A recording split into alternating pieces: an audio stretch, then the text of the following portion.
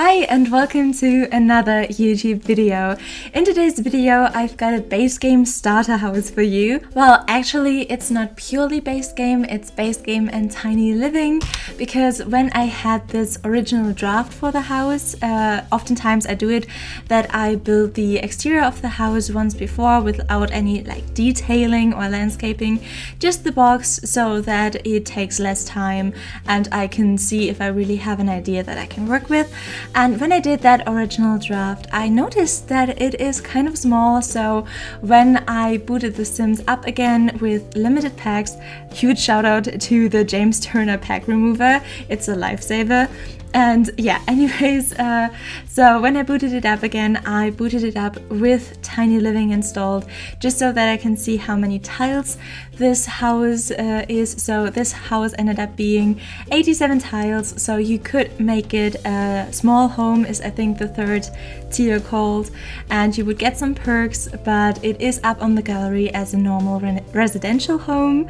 And also you can easily download it with just the base game, because the only item that I used from Tiny Living is the rug. I used the Tiny Living rug as the living room rug, but other than that I didn't use anything from Tiny Living, so you're totally good to go to use this house as a base game starter house if you don't have Tiny Living.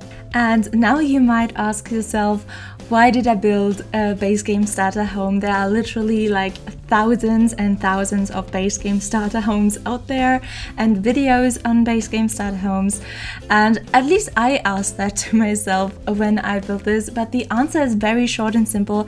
I felt like it. I just had that urge to build a base game starter home.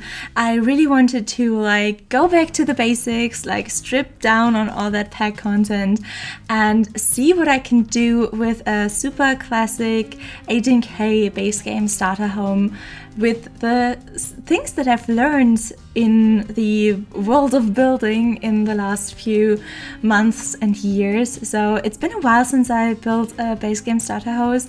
I have no suburban American base game starter home on my channel yet, so yeah, I definitely felt like it's time. I'm going to do it too, and I'm going to try to give it my own little tiny spin, and I think I kind of achieved that. I mean, it looks like a pretty classic suburban base game starter home. I don't know, I need to put in a counter or something for how many times I say base game starter home in this voiceover, but yeah, what was I about to say? Yes, so that I tried to give it my own little spin, and one thing that I really liked in the end was the landscaping. I kind of have gone a little bit overboard with the landscaping, not as full-on landscape and landscape craziness as I go normally in more fantasy style builds, for example, but I think for a base game starter home this is a lot of landscaping, but I love what it adds to the build. It looks very lived in and beautiful, all thanks to the landscaping, and so I was very happy with that. And I also love the little backyard that I added. I am very, very happy with how the pathways and the terrain paint came out, because this time it kind of really worked to it's kind of difficult to explain, but on some days the terrain paints behave the way I want them to, and on other days they don't. They just go crazy. But this was a very good day for terrain paint, and it behaved the way I wanted it to. So first I laid down a layer of dark brown terrain paint that kind of laid out where the pathways would be, and then with a slightly smaller brush I painted over the stones for some sort of pathway. And so this pathway had this nice dark brown framing around it that I think looks very, very good and more natural, as if the stones would just straight be on to the grass. So if you ever want to dabble with terrain paint and making paths with the terrain paint in The Sims, I can really recommend first laying out a dark brown layer and then painting the texture that you actually want for your path on top of that. But not only these paths behave the way I wanted it to, in the backyard I also laid out this area that I filled with some sort of like very fine cobblestone. I don't know if that's the right word, but I hope you get what I mean. This very fine light brown stones, and I wanted them to be a pretty exact square, and this time somehow my hand movements were like smooth, and so I managed to make a pretty good like square where nothing stands over, and I was very happy with that. And then on top of this square I put some backyard furniture. I really had to see that I don't go crazy because of the costs. I had this very tight budget, but I added the table. Initially I added 4 chairs, but in the end 2 chairs stayed because I needed a little bit of money for a bookshelf. And then I also added a grill and 3 planter boxes just to make the backyard look more filled and lived in. I also originally wanted to add some plants underneath the windows, but those became too costly too quick, so I didn't use them. And because there already were so many plants around the house, I don't think that it's really missing these plants underneath the windows. But now we are already on the interior of the house, and I have to say this time the floor plan came pretty naturally. I have a 3x3 bathroom, a very nice space for the bedroom.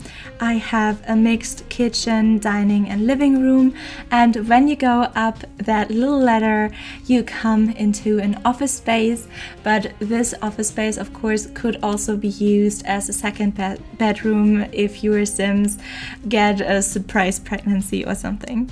And because of budget reasons, I had to work with the cheapest kitchen counters, unfortunately. I really don't like them, but I use them in the black swatch because I feel like in the black swatch is the least apparent that they are kind of like cheap and almost dirty. So I really like that swatch. No, I wouldn't say I really like it, but I like it the best out of the swatches. And so the kitchen was done pretty quickly, and then I got to the living room. I really like how the living room turned out with the glass table, the glass coffee table, and I also really like how the sofa looks. And there you have the tiny living rug. That is the only tiny living object in this house, but there was just no other rug, or especially no rug in the base game, that could convey this feeling, this cozy feeling, this light brown that this rug had. So I was just way too tempted to use it. I hope you understand. And I also really like the plants and the light standing behind next to the TV.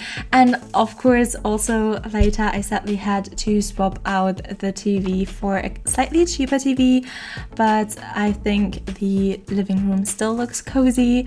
And then there wasn't a lot of space for the dining room or the dining table, but I think I made it work. I play tested it, and even though the space between that dining table and the armchair isn't that big, I play tested it. It works. It just looks pretty cramped, which I don't like. But I didn't know what better place to put the dining table, so I just kept it there. And last but not least, in the second story, the office room, I think it turned out pretty nice. I didn't have enough money for a computer, but they have the TV if they want some entertainment, some fun, so they can kind of save up pretty quickly, hopefully, for a TV. It has this nice bookshelf here, which I sold a lot of items for, but the room was just so empty, so I felt like I needed a slightly bigger bookcase. Not bookcase like bookcase door, but bookshelf is I think the right word. And with that, the interior was complete. This build is almost complete. I hope you like this build. I hope you enjoyed the video. If you would consider subscribing, you would make me super duper happy. I hope we'll see each other again.